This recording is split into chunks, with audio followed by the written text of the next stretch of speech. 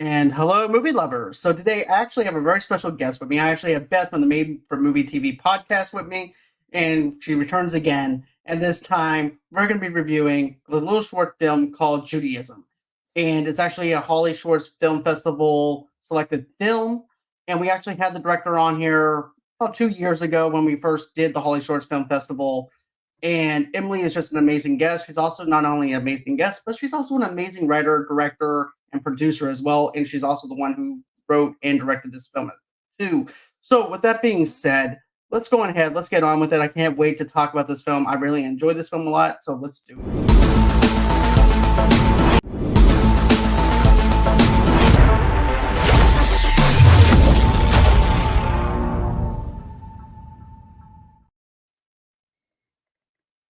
And hey, Beth. Hi, John. Thanks for having me back.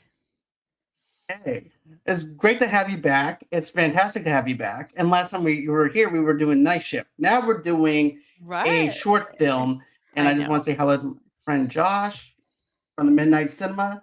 John, reveal yourself. Gosh. I am revealing myself, sir. I am revealing myself. But we aren't here to talk about me revealing myself. I'm here to reveal you guys a short film review from the Holly Shorts Film Festival. And this movie, I have to say, is funny. It's got romance in there. It's everything that you want in a short film. And of course, it's also a romantic comedy. But Judaism is basically a reverse 13 going on 30 rom com about a Jewish woman who has capitulated back in time from her wedding to her bar mitzvah. And matter of fact, the director's name is Emily, and I'm letting you go ahead and say her last name, Beth. Emily Lair. Yeah, we you and I we reviewed Punch Drunk, which we loved. That one Mm-hmm. really affected us deeply, and I loved this one in a little bit different way because this one was a romantic comedy, so I enjoyed this one equally as much as I liked Punch Me Drunk. too. And Punch Drunk was actually one of those movies that just stuck with me even three Yeah, years afterwards. Her yeah, movies just hits you in the right way. I right, just wanted to say right. that. Yeah, I still think about that one too. Actually, I was just thinking about it the other day. Same. So basically, it opens up, and I like how she paints the scenery in this. This Yeah, is what reminds me of My Big Fat Greek Wedding. Not only does the scenery reminds me of My Big Fat Greek Wedding, but it also sets up for what we're about to be in store for. It's basically you have Judy and her future husband that's about to get married, and they're sitting out on the beach, out in this. And I just love that whole entire style, oh, just real romantic style of actually doing it. And I'll yeah. get into why I think this is actually My Big Fat Greek Wedding in a minute. Yeah, I love the opening because it just first of all, I just love like lakes, water, all that the kind of thing. But I loved the music was great. It was so fitting because it was like light and lively and just a nice little tune. And then it kind of just panned over to Judy and Jack who are sitting there having some champagne, waiting for their rehearsal dinner, which she said was I think in 3 hours. And I really liked that setup. It was quick because obviously it's a short film, so you have to move quickly. But I thought it really set the scene for the. I thought it set the tone for the movie. Right, and you just get to see, you basically get to see Judy and her future husband taking around with each other, joking around. Then all of a sudden, you get the mother into the mix of this, and she kind of just drops the tone a little bit for them. It's like, oh, great, my mother's here, and she's all about basically about culture, about where she comes from. She's proudful about her being Jewish and this Jewish ceremony that's about to begin for her daughter. And her daughter's the total opposite. She's not into the whole culture thing or the religion thing of being Jewish at all. So there's that little bit of a split and a little bit of divide. But it also reminds me of My Big Fat Greek Wedding because of the fact that you have the woman who's getting married to an American who happens not to be Greek. This one particular person's not Jewish, and that's what reminds me of My Big Fat Greek Wedding. He's Episcopalian. Yep, totally opposite. Yeah, and I thought that was a good setup when the mom came in because they were she was directing some people above them. So I think the wedding was actually in the balcony above where they were sitting because it looked like like when they showed it later. Anyway, um, and they were setting up the hoopah, and she didn't want it, but Jack was like fine with it. Actually, he was like, "Oh, that'll be cool," you know. But Judy was like, "No, we're not doing that. We're not doing that." And so that's where we kind of saw some of the tension between Mom and Judy. Nancy was her name, Nancy and Judy. Right. Nancy and Judy. And I like how she goes, I don't want that for my wedding. What's the husband's name for a minute? Jack? Jack. Jack is like, no, it's okay. It's perfectly fine. You know what? You want to have that? Go ahead and put that up there. No, we're not doing that. Yes, we are. It's going to be fine. And he's trying to appease the mother while also trying to appease Judy, though, too, and make her happy, make her feel comfortable and also calm, though, too, through this whole entire thing, because she's also nervous about getting married, too. So I like that whole entire setup with that. And Yeah, then her and mother, he just seems like such a nice guy, doesn't he? He just seems like a nice guy. You can just tell that Jack is just so full of light. Yeah. And Judy is also just loves him. Everything around her just sucks in whenever Right. he's around her. Yeah. And then the mother comes in and she's like, hey, I want you to try this apple cake. No, you know I do not like apple cake. I like German chocolate. And now the funniest thing for me is this. Considering the fact that she's Jewish and she likes German chocolate cake. That is the punchline. That the fact that is if it was anybody else, that joke wouldn't have landed because of the fact that Judy is Jewish and the fact that she's eating German chocolate cake. It just fits just right. I think that's a beautiful thing about this writing. It's just so smart. It's so great. It's funny. It hits you whenever it needs to hit you.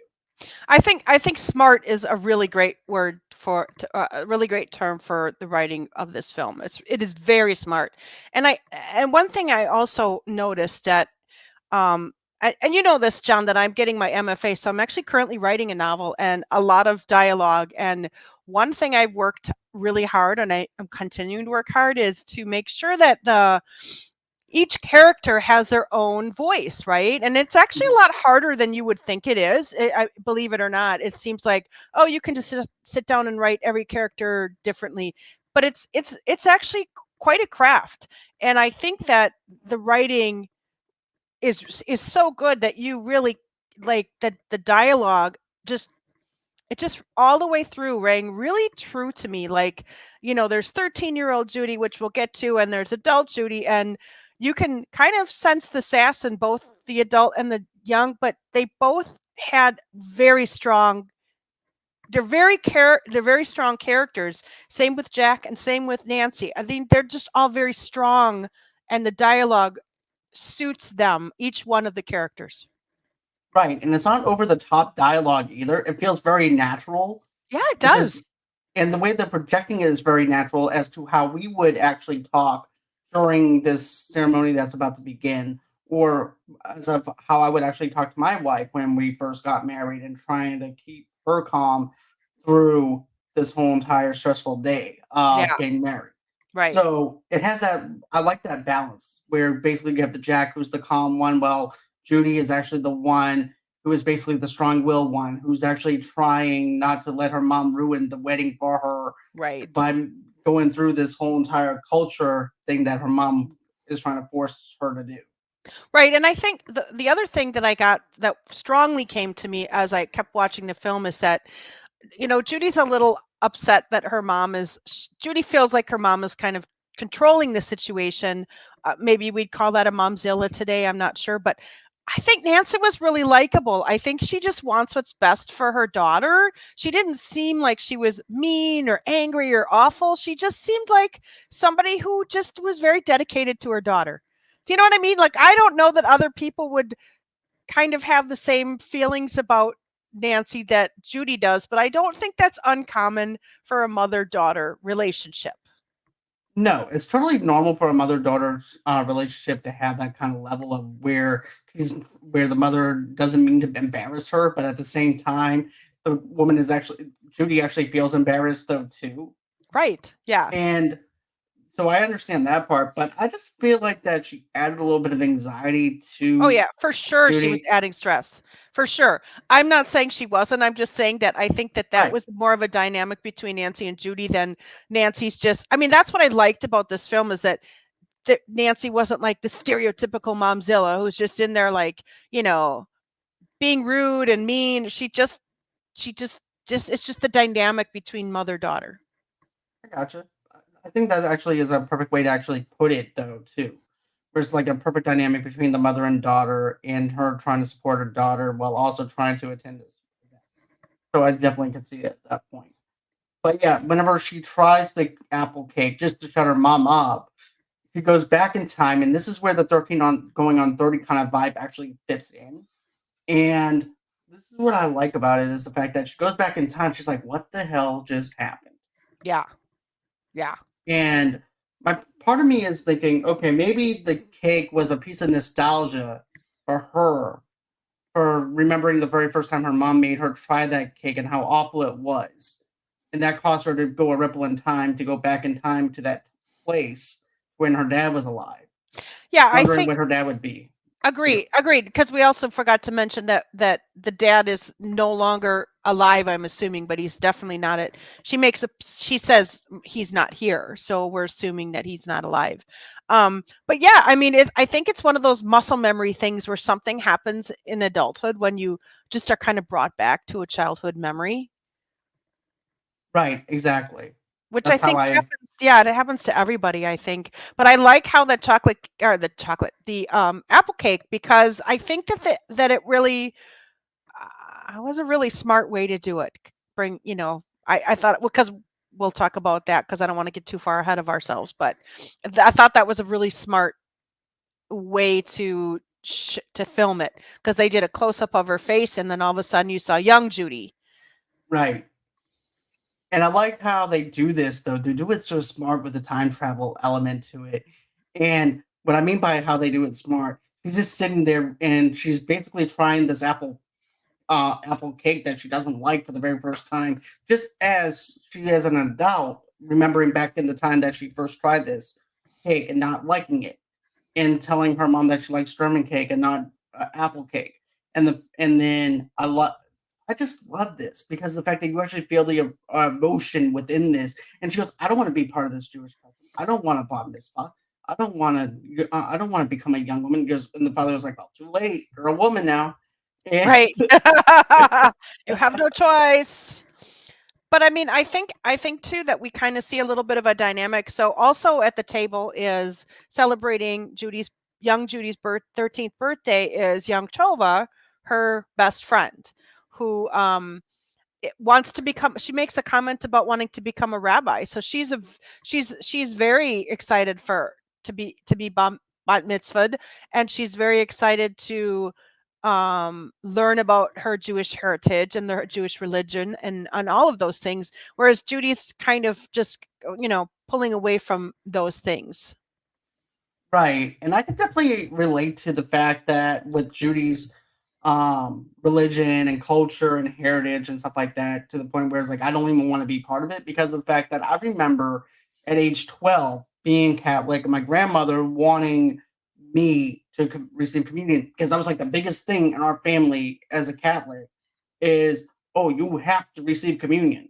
And this is why it was my response. I said, why? And it's the same kind of response that Judy gave. So I thought it was very reminiscent to me and everything. And I feel like I'm actually the target audience for this, though, too, just as like as you do. But it just hit home with me because of the fact that I told my grandmother, I said, why would I recite a bunch of things from the book that I don't know anything about, but I'm Right. reciting just so I can say, oh, that a boy, you received communion. Good job. No, I was like, no, I don't want any part of it. And then, of course, my grandmother winds up lighting a bunch of candles for me as if I passed away because she doesn't like the fact that I received communion. So yeah,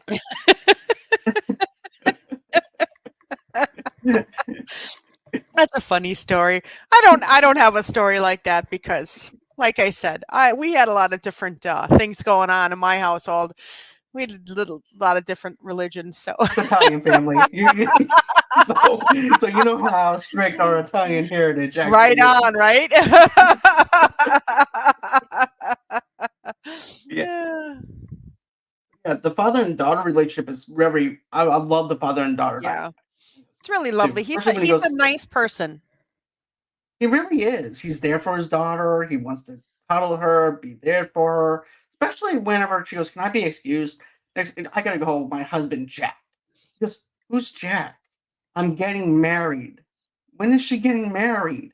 and So then young Tova's like, I find that hard to believe since you've never even kissed a boy. That was so funny. And but it then yeah, was. then Judy and young Judy and her dad have a really nice conversation in her bedroom, and she's like, "Well, what if I don't want to go to the bat mitzvah tomorrow?" And he's like, "We're going to be proud of you no matter what. Your mom's going to not like it, but we're going to be proud of you no matter what." And that to me made my heart just melt because of the fact the father is accepting her and her beliefs and what she believes in and supporting her, even though they don't understand why she wouldn't want to do that. But from a father's angle and perspective, he's like, "Look, I'm here for you. I love you. It doesn't matter. You're my child, no matter what."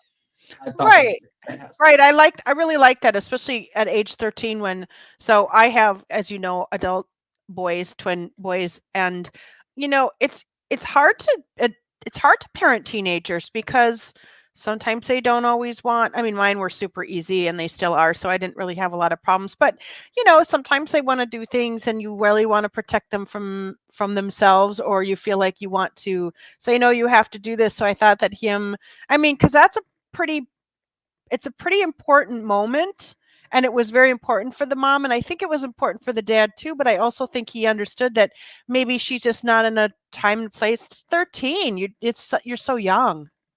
Exactly. And you have basically the rest of your life. If you want to Right. go on ahead and believe in what we believe in or believe in what you believe in and Right. everything, you don't have to do this right now.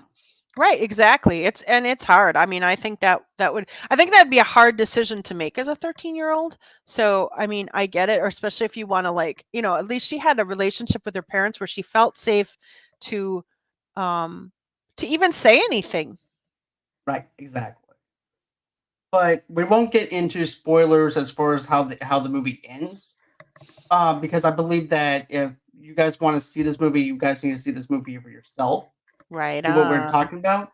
But I will say this. She does go back into the present because of the fact her dad makes her try the apple cake one more time, and she goes back in time, back into the present day, and that's how it ends. And it's also only 15 minutes long, which is perfect. Yeah.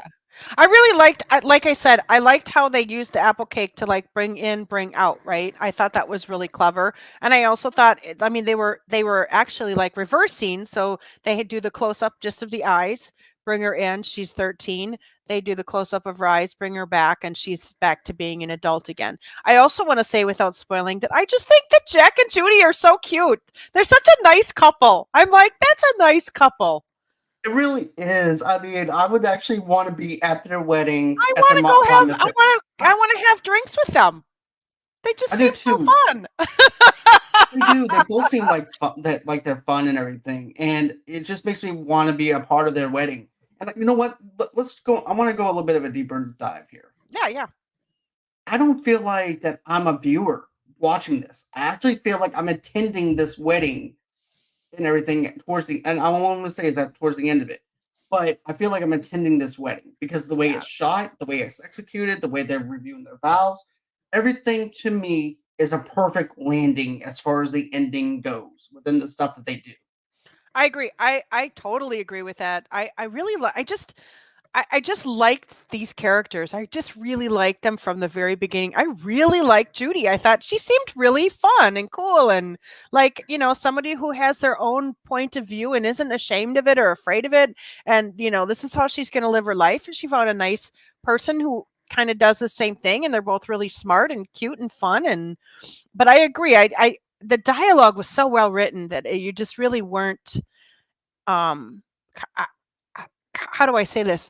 I wasn't like pulled out. at all. I was like, Oh, I watching it completely, and I enjoyed what I watched it, and I just really enjoyed every minute of it. I thought it was good, but I in particular think how the opening was with that song and the lake just really kind of was like, here we are, set it up, boom, go, and it just kept you going the rest of the way through the movie, all the way to the end. exactly.